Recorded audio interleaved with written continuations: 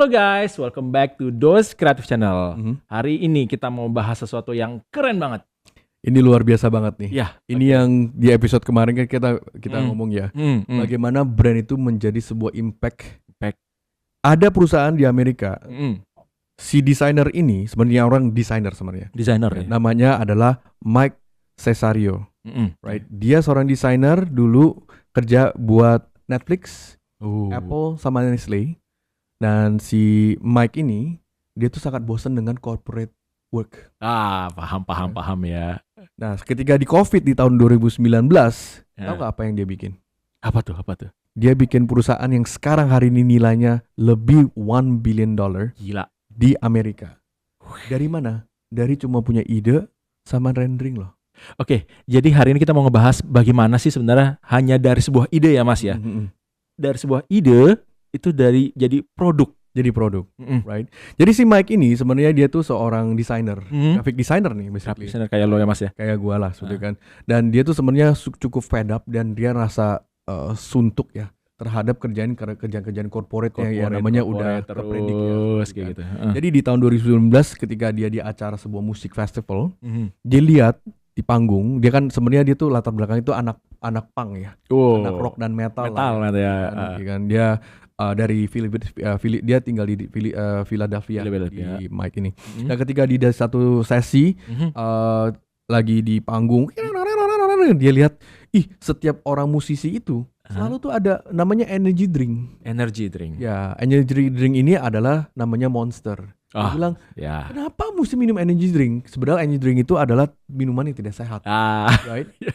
Nah, dari situ dia terinspirasi, ya kan? Bagaimana bisa bikin produk yang sebodoh mungkin, right? Yang sesimpel mungkin yang orang lihat tiap hari menjadi produk yang baru. Nah, dia kepikiran satu yang benar-benar gila adalah air putih. Nah, ini adalah brand namanya Liquid Death. Ya, kalau di Amerika itu Liquid Death ini produk-produk belum lama nih, baru 2019. Masih baru banget nih guys ya. Ya, baru banget. Nah, caranya begini, ini orang memang orang kreatif. Dia cuma pikir apa sih produk yang orang tiap hari minum dan sebenarnya dan membuat jadi cerita. Nah, brand story dia tahu nggak apa Mas? Apa tuh? Brand story dia cuma dimulainya seperti ini. Dimulai dibikin sebuah cerita bahwa kamu tahu nggak sebenarnya air itu adalah yang paling mematikan di dunia ini. Apa? Air yang mematikan. Paling mematikan. Jadi yang mematikan orang tuh banyak kan air. Bukan soda, bukan gula, bukan yang lain, air ternyata. Okay. Dia mengambil this kind of a twisted idea sehingga menjadi iklan-iklan dia. Jadi ya kalau di iklannya nanti coba dikasih lihat aja secara lagi jadi seorang teroris lagi menghukum ini ya, mempunish korbannya dengan mesiram air ke mukanya. Right. Lucu banget. Jadi sebenarnya air itu mematikan. Nah, dengan ide yang bodoh dan simpel ini, dia tuh di saat itu karena dia anak rock punk, dia bikin sesuatu yang biasanya bosen ya. Kalau kita lihat kan rata-rata air minuman begitu ya desainnya ya. Betul. Plain, yang segar, yang fresh, yang segar. Dia mentwist. Tapi karena dia suka rock band dan metal, dia buat packagingnya di kaleng di ini aluminium can dan desain itu sangat-sangat rock band banget. Jadi tengkorak horor kayak gitu ya. Loh. Nah, itu di saat itu ya, dia tuh belum punya produknya loh. Nah, ini yang menarik guys. Ini menarik nih. Ini bagaimana branding itu dia cuman hanya punya rendering yang dia bayar seorang lain untuk bikin packaging yang muter doang seperti itu dengan desainnya.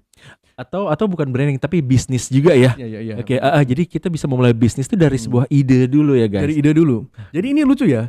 Jadi bukan sebuah perusahaan pabrik air yang punya brand. Ini adalah seorang branding yang punya produk ini pabrik air nih. Kebalik nih. Ya, sangat gila ya, sangat hebat ya. Itu gila sih, contoh gila sih. Terus jadi, gimana nih? Jadi tuh ketika dia udah tayangkan, dia masukin ke dalam YouTube, dapat 4 million hits kalau salah di saat itu, dan banyak orang yang mulai menanya. Even ada satu cabang di Michigan, 7-Eleven di Michigan, nanya, where can I buy this? Banyak orang udah menanyakan, where can I buy this product? This is awesome, ini gini keren banget. Dan dari situ dia baru cari investor. Nah, dia dapat investor untuk diinjek, dia cari sebuah perusahaan air minum yang bisa dibikin, masukkanlah ke dalam kaleng kaleng aluminium. Nah, dia mulai masuk ke dalam FMCG. secara ke ini ya, ke pasar modern trade ya, ke modern trade market seperti itu. Keren ya. Keren banget. Jadi kayak kalau kalian mau buat bisnis itu sebenarnya nggak usah yang terlalu pusing lah kalian kayak gitu loh. Bahkan hanya dari sekedar ide kita coba lempar ke pasar atau ke teman-teman lah gitu. Kalau reaksinya baik, bagus, atau bahkan ada gayung bersambut, perusahaan pengen aja kolaborasi, bisa pakai cara seperti itu. Ya, betul banget. Jadi istilahnya dia, dan itu that's not the only part. The fun part is actually dia punya big konsepnya. Tadi kan kita udah ngomongin tentang water is the death dealer. Ya karena dia pakai air itu loh. Dan karena dia nggak pakai plastik. Dia pakainya kan aluminium. Karena aluminium itu kalau secara teknologi ya itu lebih gampang dikompos daripada plastik. Nah, dia di sini juga bikin campaign adalah Death to Plastic. Keren banget. Gitu kan? Jadi lihat dia punya brand story-nya, dia punya story-nya, apa yang dia bisa evolve dari satu konsep. Dia bisa Death to Plastic adalah they use aluminium can karena bisa recyclable. Karena plastik lebih susah recyclable dan environment friendly ya kalau misalnya cari ini. Dan dengan dia punya identity yang secara heavy metal, rock, culture itu juga meng-attract dunia mereka. Betul. Ya kan kalau orang yang suka tato kan ada ini komunitasnya. Ada komunitasnya. Orang yang suka heavy metal ada komunitasnya. Ada. Dia udah ada pasarnya. Ketika desain ini relate kepada berbicara ya kepada satu komunitas, si komunitas itu, yo dude, I like gitu kan, gue suka banget, this is a badass ya, this is a badass. Betul. Itu udah menjadi satu culture. Lu jual apapun, kayak lu lempar pisang, mereka langsung, I want it gitu kan, mereka langsung terima. Nah ini secara kerennya, so kalau secara brand ini yang kita mesti taruh, yang tadi kita kemarin kita ngomongkan adalah ada komunitasnya itu. Kalau komunitasnya pas. Lu lempar apapun jadi uang di situ. Betul. Ya, because you have a brand, bukan produk. Di sini terbalik nih, bukannya lu punya produk ada brand, ini adalah ada brand baru ada produk nih. Karena the next step yang dia lakukan adalah brand ini menjadi bukan cuma brand minuman, jadi brand ini menjadi brand yang menjadi lifestyle brand. Dari minuman, mereka dari minuman air putih, dia bikin juga produk yang what they call sparkling water. Nah, itu juga berhasil banget. Oh iya, nah, malah sekarang ya ada berapa yang komen ke mereka. Misalkan dulu anakku tuh nggak suka minum air karena ada dead liquid ini. Itu penting. Anaknya jadi suka minum air tiap hari. Air putih. Because dia rasa keren. Anak itu rasa gila ini keren banget. Karena dia punya visual kalau bisa kita lihat ya. Visualnya itu seperti kayak kaleng bir. Betul. Tapi bukan bir dalamnya. Betul. Crazy ya. Iya. Mereka cuman hanya apa di fasadnya, di visualnya, di brandnya mendapatkan sebuah lifestyle. Air putih aja jadi mahal. Itu satu kaleng kalau di convert ke Indonesia itu kurang lebih sekitar 20 ribuan ya. Gitu loh. Padahal itu air putih 26 biasa ribuan ya. lah ya satu ini kaleng ya, satu kaleng ya. So it's actually quite pricey loh. Iya betul. Right, untuk sebuah air putih sebuah air putih doang gitu kan. Dan ada lebih funnya lagi nih, mereka juga punya community. Community mereka melabel dirinya adalah Dead Squad. Wah, keren ya. Gile. Right. Nah, tapi lu jangan salah bro. Untuk masuk community tahu nggak bagaimana bisa masuk community-nya? Nggak segitu mudahnya. Nah, nggak segitu mudah bro. Lu mau masuk ke dalam community Dead Squad ini, lu tuh mesti ikut satu acara, lu mesti tanda tangan kontrak. Nah, kontrak itu namanya sell your soul. Wah, gile. Jual jiwamu. Keren banget. Padahal air putih. Cuma air putih, bos. Gak cuma itu, bro. That's not the end of it. Ketika lu tanda tangan kontrak, tanda tangannya pakai darah dong. Serius? Lu mesti pakai tanda tangan kontrak, lu mesti tusuk dan lu tempel darah lu kepada kontraknya. See, ini idea. All this idea it becomes like a certain message ya, a certain culture. Jadi sebenarnya kalau lu lihat lagi produk ini tuh nggak cuma hanya air putih. Lu ada culture. Nah itu dia. Culture itu ya kalau seandainya kata kalau culture ini ada gua lu ikut bro. Itu culture. People see people do monkey see monkey do. So that becomes something yang menjadi sebuah movement ya. Itu yang kerennya. Keren banget. Oke guys, jadi kalau kalian para pengusaha yang merasa mungkin produk kalian tuh plain aja, masukkanlah culture ya di dalam culture-nya itu. Ya. Bukan masukkan culture sih, tapi kita mesti membentuk culture-nya. Membentuk ya. Tapi rata-rata kalau misalnya kita kayak ngomong tentang brand Nike aja, Nike ada culture-nya, Adidas ada culture-nya. Dead Liquid ini air putih aja bisa dijadi culture. Betul. Ini air putih loh, lu bayangin loh, ini namanya produk yang udah ratusan tahun ya orang jual. Tapi si Mike ini dapat ide adalah segitu banyak orang do the same thing. I want to try something stupid and silly. Dan itu diterima dengan baik. Diterima dengan baik dong. Ternyata sebenarnya di awal ini cuma hanya mungkin ya. Kalau dari apa yang dia ngomong sih, he wants to make this product as silly as as stupid as possible, sehingga ketika orang lihat dan mau pakai produknya dan orang ketawa. Dari it. So segitu sempurna, segitu bukan sempurna ya, segitu simple loh dia punya dia punya pemikiran secara konsep. Justru kuat ya. Jadi justru menarik karena belum ada yang melakukan. Seperti itu loh, belum ada yang melakukannya seperti itu sih. Oke, siap. Oke, Mas Mario nih, tadi dari cerita yang tadi itu kita akan mulai masuk ke pelajaran apa sih yang bisa diambil untuk para pengusaha ya. Jadi gue bakal nanyain beberapa pertanyaan dan Mas Mario mungkin bisa jawabnya nggak usah yang terlalu detail, singkat-singkat aja karena kita ada beberapa. Nah ini kalian untuk para pengusaha coba disimak ya. Oke, satu nih, kenapa sih penting banget buat pengusaha membangun brand yang punya identitas kuat? Karena gini, kalau nggak kuat ya kita ketinggalan lah. Sekarang gini lah Mas. Kita udah berumur juga. Sekarang ya orang yang berkesan sebagai temen lu bisa kehitung nggak? Oh, sudah bisa di. Temen lu pasti banyak. Gue yakin temen lu ribuan.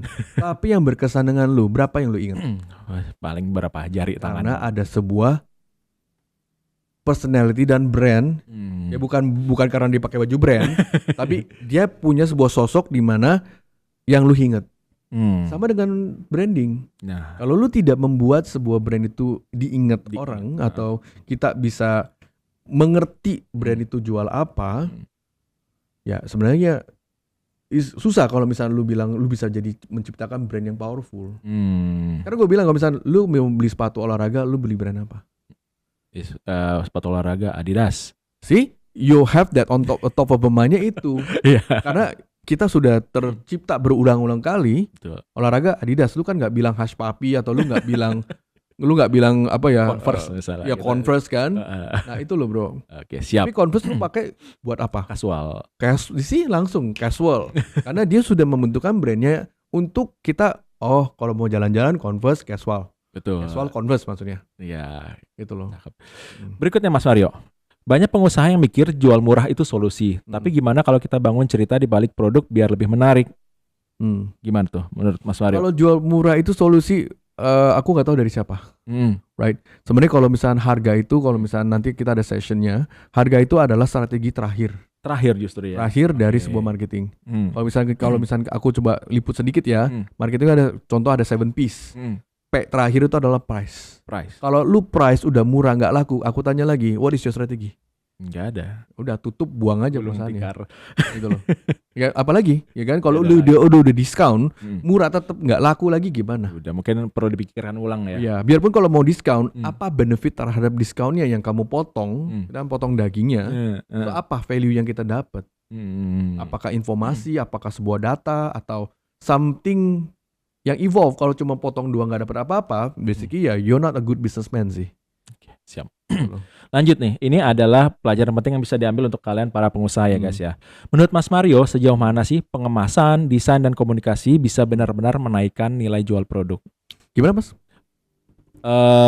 Menurut Mas Mario, sejauh mana pengemasan, desain dan komunikasi bisa benar-benar menaikkan nilai jual? Bagaimana pengemasannya? Packaging. Nah itu dia. Kalau price itu adalah ke-7, packaging itu adalah ke-6. Tuh ada di situ guys ya. Ke-6. Karena packaging itu adalah salah satu, boleh bilang the last point of ini ya, off shelf ya. Off shelf. Seperti itu. Jadi ini kata kalau misalkan packaging itu contoh, misalkan jangan kita ngomong kita di Indonesia deh, kayak kita kan orang Indonesia, lu ke mana ya?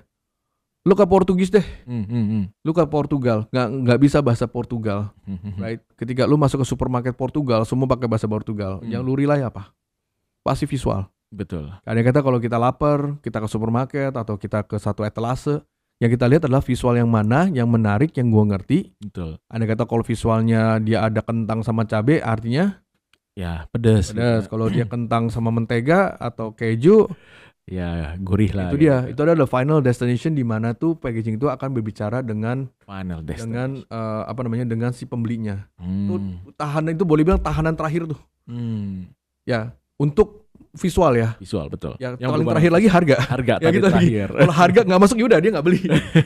Lu nggak tahu lagi, nggak ada 8 lagi sih. Right? Nah packaging itu penting. Karena packaging itu basically is a psychology di mana lu yang akan lihat untuk terakhir kalinya di sana sih. Kayak liquid date ini kalau bisa kita lihat tadi kita ngomong kasarnya ya. Ini packagingnya udah berbicara. Maupun di dalamnya lu kasih es teh tawar kayak, lu mau kasih jamu kayak, kalau udah dapet orang mah suka aja. Betul. They will adapt to it because they like it, they like your brand or not. seperti itu. Betul. Siap. Berikutnya Mas Mario, gimana caranya biar pengusaha punya mindset kalau branding itu investasi jangka panjang dan bukan sekedar biaya tambahan? Gimana caranya? Kalau misalkan branding dibilang biaya tambahan, sebenarnya ya I think so far your business is happy going lucky. Which is kalau misalnya menurut saya hampir nggak ada perusahaan yang brandingnya itu nggak bagus ya, maksudnya kayak yang udah berjalan dengan baik ya rata-rata they have the brand. They nurture the brand because if you understand the brand, because those are the istilahnya kayak gini lu punya mobil bagus tapi lu nggak maintain baik, misalkan kayak catnya lu nggak poles, ya kan keep it really in the nice condition, ya lama-lama mobil itu nggak ada value sih.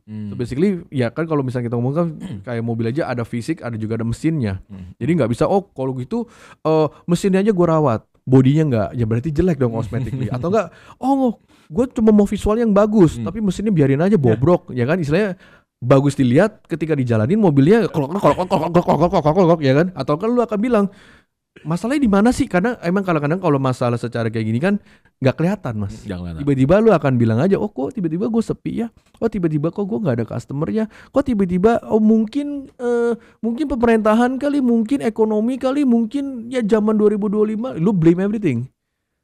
Sebenarnya yang paling dikit adalah do you know the customer-nya itu loh, KYC-nya. Know your customer-nya. If you know your customer, your customer know you secara brand-nya dan kita konsisten. Nah itu akan sebenarnya bisnis akan jalan terus, which is itu jangka panjang. Kecuali kalau lu bisnisnya mau jangka pendek. Kalau misalkan kita mau short term goal ya you don't need branding, ya kemudian lu perlu bagus dan lu marketing oke. Tapi if you want your business to last long, contoh misalkan kayak if you build a company like Nike, like Liquid Death. Nah Liquid Death juga sebenarnya nggak tahu nih, ya kan? Setelah gini menarik kan, lu dapat pasar. Tapi pasar ini apakah dia bisa mentua? Ya dia bisa menjadi lebih ya berumur ya. Kan apa nanti di berumur apakah akan cocok dengan anak-anak yang lebih muda gitu kan, crowd yang lebih muda kayak Gen Z, millennial segala macam seperti itu kan. So this is something yang mesti dipertimbangkan. Kalau kita nggak pernah nurture, lu akan nggak ngerti sih. Kayak jangan gini deh, kalau lu nggak pernah ketemu anak lu, atau lu ketemu anak lu setahun sekali, lu tahu nggak sih anak lu suka sama lu, atau lu tahu nggak sih pertumbuhan anak lu? Nggak bakal lah. Nggak bakal. So treat branding itu seperti saya relationship. Jangan bilang berapa sih kalau gue punya anak, gue perlu berapa duit sih kalau misalnya gue mau gedein anak gue, right? Don't think that way. Karena branding itu adalah investment. Sometimes anak ini perlu, anak ini mungkin lebih mandiri, dia perlunya lebih kurang. Jadi gue nggak bisa kasih patokan gitu loh Mas. Andai kata lu perlu sekian duit nih untuk sekian nih, nggak bisa. Karena lu mesti lihat anak karakternya seperti apa. Mungkin anak ini dia lebih suka musik, right? Ya kan musik banyak macam. Lu mau kasih alat DJ ya mahal. Atau lu kasih gitar, lu kasih piano, ya piano sama gitar aja beda harga ya. Ya bagaimana yang dia-adapt. Tapi sekarang kalau anak ini nggak suka gitar, lu kasih gitar percuma. Betul. Right? Di customer lu nggak suka gitar, lu jejelin gitar, lu gitar ya guys, gitar bagus ya guys. Bagus loh. Gitu. They're not gonna be happy, gitu kan? You know, they know you sell guitar, they will not buy from you karena lu nggak ngerti marketnya. So try to treat your customer itu seperti kayak lu punya anak sih, lu punya istri, lu punya hubungan terhadap customer ini, begitu kan? Mesti mengerti dan mereka juga akan mengerti dengan apa yang you ada. Jadi investmentnya paham ya. Jadi bukan istilah jangka panjang ke mana. I think it's not a question sih kalau menurut gua. Kan kalau misalkan if you really value your business, shouldn't be that important nggak lu taruh gitu loh. Tuh kan. Ada orang kan juga beli mobil, bukan mobil gua ini, gua pakai aja Pertamini, ya kan? Yang penting jalan. Ya, betul. Gak rusakan, yang penting jalan. Betul. Kalau rusak gue buang. Ya kalau emang perusahaan itu adalah segitu nilainya, then don't do branding. Ya betul. Ya kan, then don't do branding. Kalau if you want to go long run, ya kayak misalnya kita punya mobil, kita mau mobil ini bisa jangka 5 tahun, 4 tahun, 8 tahun, 10 tahun, ya lu rawat. Ya, rawat itu punya biaya. Ya tiap mobil biayanya berbeda-beda, sama kayak branding. Wah, gitu loh. Oke, lanjut ya Mas ya. Gimana membangun komunikasi yang unik dan berani biar beda dari yang lain? Personality-nya. Dari produk kita. Jadi itu dia. Kalau perusahaan sebuah brand itu nggak punya personality, kita nggak akan diinget. Lu punya nggak? Kayak gini deh. Lu sering hangout sama teman-teman lu? Coba kasih tahu gue Mas. Temen lu yang ketawanya unik siapa? Ketawanya unik. Ya ada, betul. Ada. Siapa namanya? Misalnya teman gue, Hai Fajar. Kenapa? Gimana cara ketawa dia? Ketawanya tuh nyablak gitu loh. Ya kan? Jadi kayak wah. Gitu. Jadi lu inget ya? Iya betul. Nah itu bro, karena dia punya personality. And you remember, pernah temen lu ribuan gak ya? Temen lu. Kenapa lu ingat si Fajar? Iya. Kalau temen yang suaranya, kalau ketawanya yang selain unik atau yang lebih, misalnya kalau dia ketawa, lu bikin ketawa siapa lagi? Siapa ya? Teman gue sekarang makin dikit. Makin dikit ya. Lu gak bilang gue bro. Ini ketawanya juga deh. Kalau unik ya. Nah itu mesti punya personality sih. Ya personality itu yang masuk ke dalam sebuah copywritingnya. Sebab copywriting itu jangan baku. Istilahnya kan ada namanya template copywriting yang lu cari ChatGPT, ya itu kan gak ada perasaannya. Betul. Tapi ketika kayak sekarang hari ini gue ngomong sama lu kan gue pakai gue elunya. Right? Ada bisa juga Mas Andri, Anda, saya. Kan jadi beda ya. Kayak unik jadi kaku. Dah kan lu langsung bilang jadi kaku ya kan. Ada jarak gitu kan. Ya. Gitu loh. Atau enggak bro ya kan. Aku beda lagi kan. Iya betul. Ada juga yang coy. Gua enggak tahu ya lu coy zaman kapan itu. Karena when the customer udah cocok sama lu punya culture, dia akan lebih percaya. Gitu loh. Percaya deh. Lu orang Jawa atau Sunda? Jawa kali ya. Lu orang Jawa Jakarta sih sebenarnya. Ya tapi ada Sundanya enggak tuh? Ada istri gua sebenarnya. Nah, Sunda. Istri gua Sunda. Nah, contoh kalau lu orang Sunda, lu bisa bahasa Sunda sedikit biarpun Sunda ada yang kasar yang gua enggak tahu lah ya lembek yang kasar atau yang yang pedes ya. Nah, ada kata kalau misalnya lu ke Bandung, kalau lu bisa pakai bahasa Sunda, lu lebih di-accept enggak? Oh iya pasti. Sama, gue juga kalau ke Singapura karena gue bisa bahasa Mandarin. Gue beli barang lebih gampang daripada lu. Nah itu dia. Gitu loh. Kenapa? Karena dia pikir orang sendiri. Iya lokal gitu. Orang sendiri. Oh. Ya, jadi mindset kita adalah ya karena mungkin orang sendiri bisa lebih dekat, ya kan? Ada sense of closure-nya, ada sense of. Nah itu lu mesti ada itunya sih, mesti ada that kind of bagaimana punya personality-nya. Ya, tapi bukan artinya ketika si Starbucks ke Jawa dia jadi Jawa-Jawaan enggak juga, enggak mesti begitu. Iya. Tapi si Starbucks sendiri punya personality. Si Nike punya personality. Soalnya Nike sama Adidas juga udah beda. Betul, beda. Satu yang lebih ke Eropa-Eropaan, satunya lebih very American banget kan brandnya. Betul. Gitu loh. Dan tiba-tiba ada brand lagi di bawahnya lagi. Contoh, Under Armour. Beda lagi. Wah iya betul. Nah Under Armour apa dia punya brandnya? Mereka always saying that protect this house. Kita the underdog.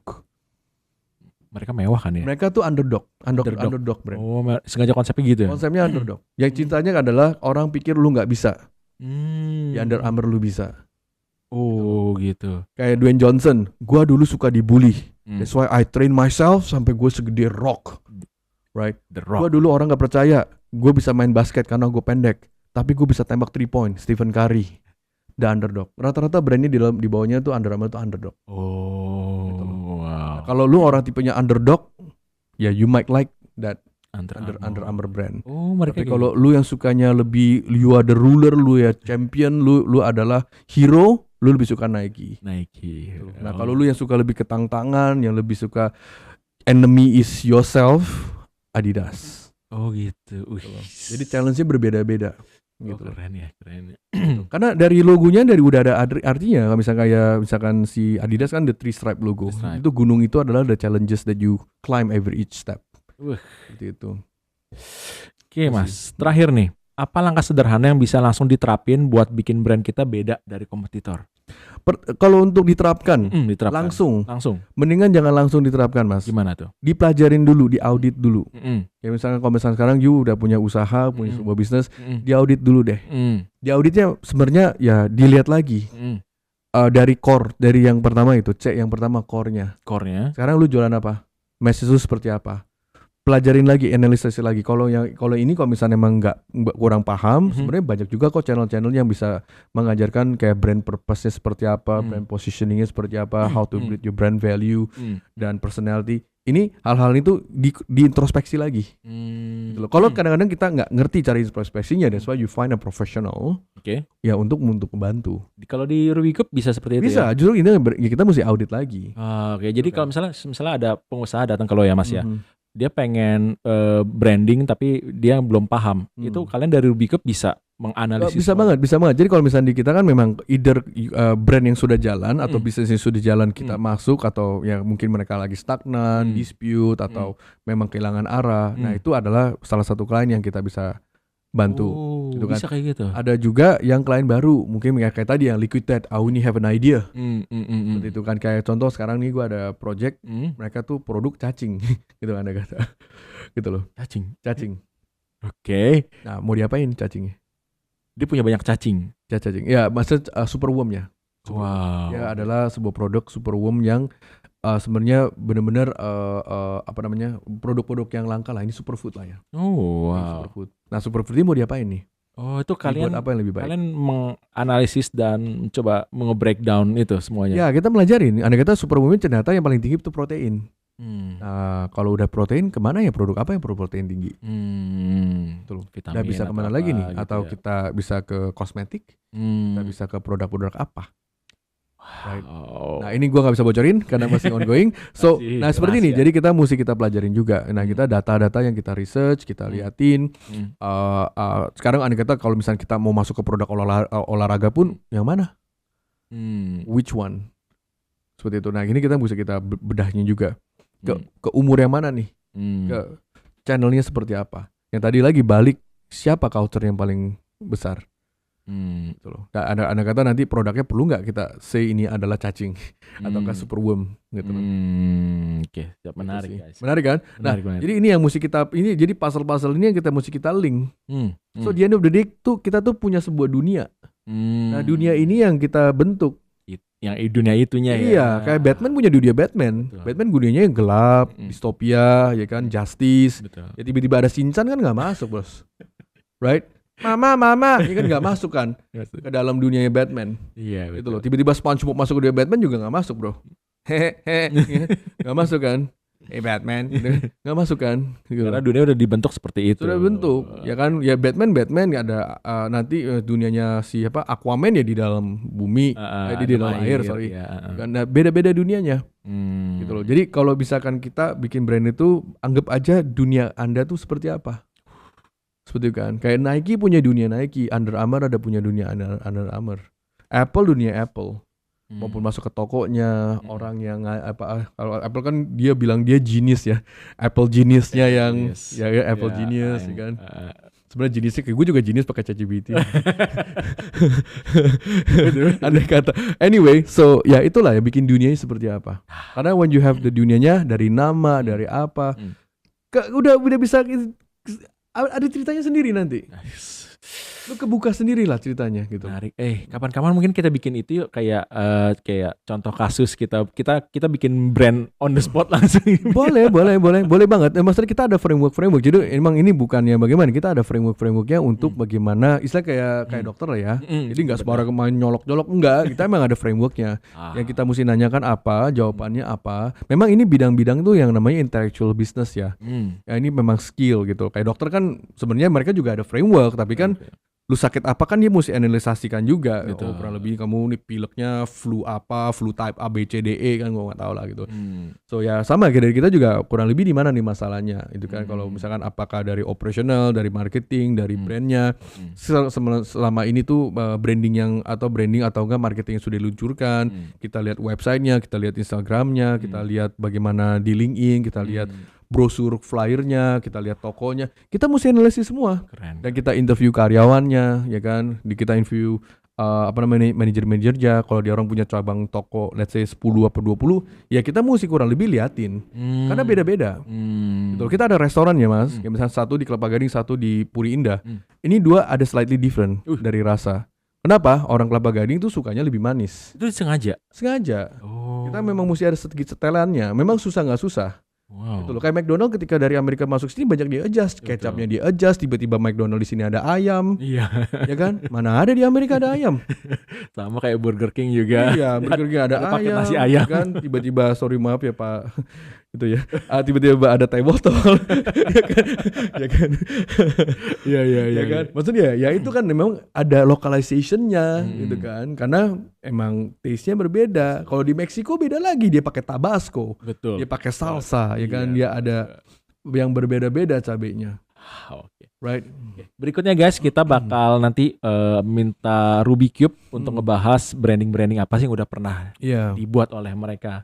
Nanti bakal kita bedah brand lah ya nanti. Kita bedah brand, Tapi project yang udah jalan ya, yang udah ada, yang udah. Jangan masih on the way, jangan. Oke. Siap. Oke guys, terima kasih banyak sudah menyaksikan Dois Creative Channel. Ada gue Adri, Mario Utama. Ya, sampai jumpa di episode kita berikutnya. Thank you so much. Doza. Bye bye.